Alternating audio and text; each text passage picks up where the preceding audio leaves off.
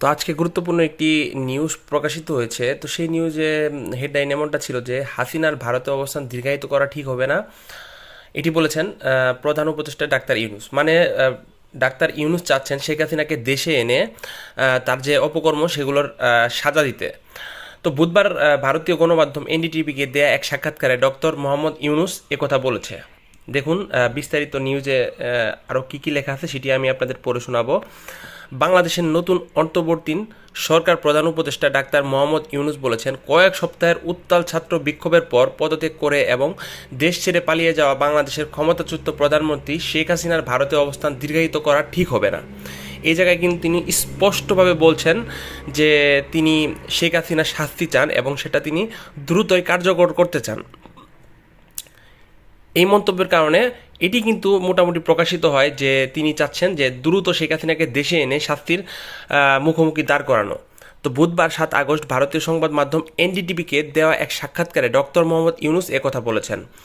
উত্তাল এই আন্দোলনকে কেন্দ্র করে বাংলাদেশের শত শত মানুষ মারা যাওয়ার পর 5 আগস্ট শেখ হাসিনার গণ অভ্যুত্থানের মুখে পদত্যাগ করেন এবং তার ছোট বোন শেখ রেহানাকে নিয়ে সেদিনই দিল্লির কাছে হিন্দন বিমান ঘাঁটিতে পৌঁছান।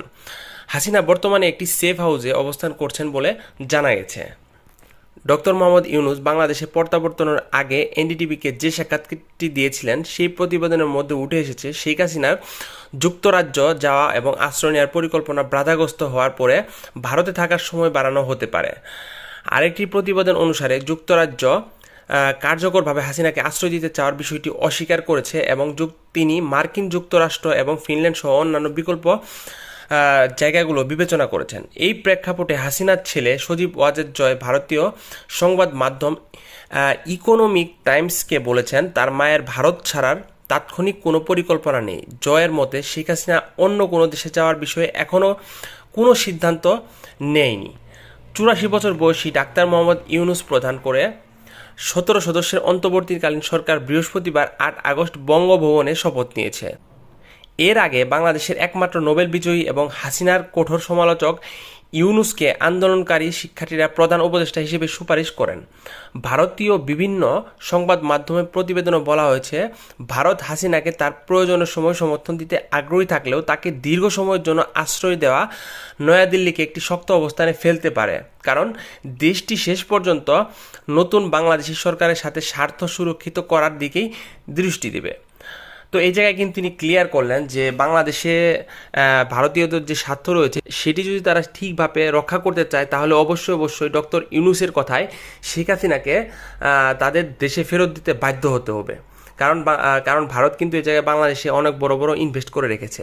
বাংলাদেশের অন্তর্বর্তীকালীন সরকার শপথ নেওয়ার পর এখন পর্যন্ত ধাপ হবে বাংলাদেশের নতুন নির্বাচন আয়োজন করা। ভারতের প্রধান উদ্বেগ হলো ঢাকায় হাসিনার বিরোধীরা নয়াদিল্লির উদ্দেশ্য নিয়ে প্রশ্ন তোলার জন্য ভারতকে হাসিনার দীর্ঘমেয়াদী অবস্থানকে ব্যবহার করতে পারে। তো এই হচ্ছে আজকে গুরুত্বপূর্ণ একটি নিউজ।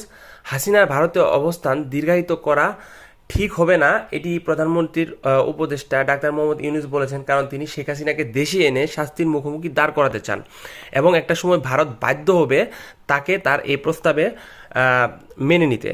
তো আশা করি আপনারা বুঝতে পেরেছেন। তো এমন আরও গুরুত্বপূর্ণ সব নিউজগুলো ভিডিও আকারে পেতে আমাদের এই ইউটিউব চ্যানেলকে অবশ্যই সাবস্ক্রাইব করবেন এবং এই নিউজ আপনাদের মন্তব্য কি তা অবশ্যই কমেন্ট করে জানাবেন।